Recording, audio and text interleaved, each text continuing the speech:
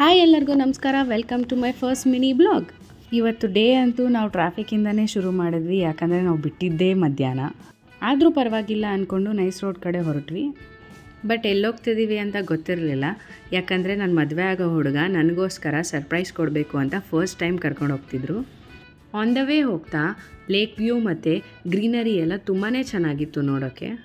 ಹಾಗೆ ಸ್ವಲ್ಪ ಮಾತಾಡಿಕೊಂಡು ಹಾಡಾಡಿಕೊಂಡು ವ್ಯೂನ ಎಂಜಾಯ್ ಮಾಡ್ಕೊಂಡು ಹೋಗ್ತಾಯಿದ್ವಿ.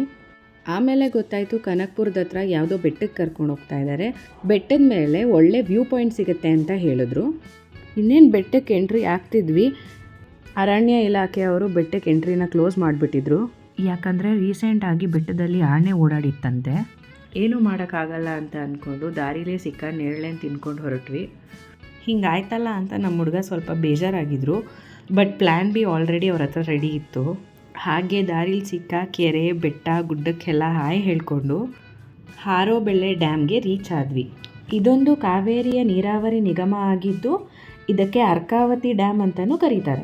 ಡ್ಯಾಮಿನ ಒಂದು ಗೇಟ್ ಓಪನ್ ಮಾಡಿದ್ರು. ಅದನ್ನು ಡ್ಯಾಮ್ ಮೇಲಿಂದ ನಿಂತ್ಕೊಂಡು ನೋಡಬೇಕಾದ್ರೆ ತುಂಬಾ ಭಯ ಆಗ್ತಿತ್ತು. ಆದರೆ ವ್ಯೂ ಮಾತ್ರ ಸಖತ್ತಾಗಿತ್ತು. ಹಾಗೆ ವ್ಯೂ ಎಂಜಾಯ್ ಮಾಡಿಕೊಂಡು ಆಪೋಸಿಟ್ ಸೈಡಿಂದ ನಿಂತ್ಕೊಂಡು ನೋಡಿದ್ರೆ ಹೇಗಿರುತ್ತೆ ಅಂತ ನೋಡೋಕ್ಕೆ ಹೋದ್ವಿ. ತುಂಬಾ ಚೆನ್ನಾಗಿತ್ತು. ಅದೇ ಟೈಮಿಗೆ ಹೊಟ್ಟೆ ಬೇರೆ ಹಸಿತಿತ್ತು. ಸೇಫ್ಟಿಗೆ ಗ್ರಿಲ್ಸ್ ಎಲ್ಲ ಹಾಕಿದ್ರು.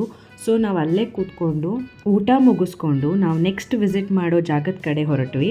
ನೋಡಿದ್ರೆ ನಮ್ಮ ವರುಣದೇವ ಸರ್ಪ್ರೈಸ್ ಎಂಟ್ರಿ ಕೊಟ್ಟರು. ಮಳೆ ನಿಲ್ಲೋವರೆಗೂ ಕಾಯ್ತಾ ಕೂತ್ರೆ ಟೈಮ್ ಆಗೋಗುತ್ತೆ ಅಂತ ಹೇಳಿ ಮಳೆಯಲಿ ಜೊತೆಯಲಿ ಅಂತ ಹಾಡು ಹೇಳ್ಕೊಂಡು ಮತ್ತೆ ನಮ್ಮ ರೈಡ್ನ ರೀಸ್ಟಾರ್ಟ್ ಮಾಡಿದ್ವಿ. ನೆಕ್ಸ್ಟ್ ನಾವು ಯಾವ ಕಡೆ ಹೊರಟ್ವಿ ಅಂತ ನೋಡೋಕ್ಕೆ ಪಾರ್ಟ್ 2 ವಿಡಿಯೋನ ಮಿಸ್ ಮಾಡದೆ ನೋಡಿ. ಬಾಯ್.